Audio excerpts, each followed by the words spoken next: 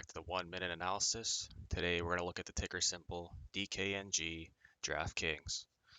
So with DraftKings, it hit $75 all-time high back in March, and for almost 3 months now, it's been on a bearish trend, going downwards and downwards, downwards, all the way down to $40, which seemed to be its bottom.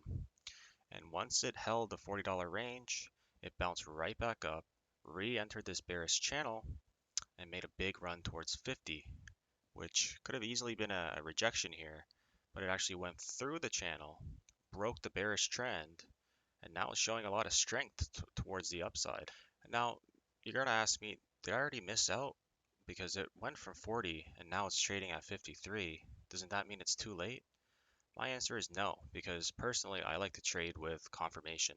And what I mean by that is when this exited this bearish trend, that's where the real entry is for me, because it could have easily been rejected here and fell right back down, but instead it showed more bullish momentum.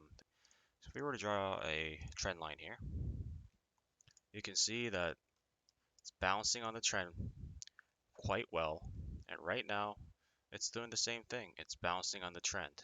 So what I would do is wait for a pullback into the 52s or high 51s, enter there, and I expect to see another bounce up towards 55, towards $60 hopefully. Hope you guys enjoyed this 1 minute analysis. Have a good one.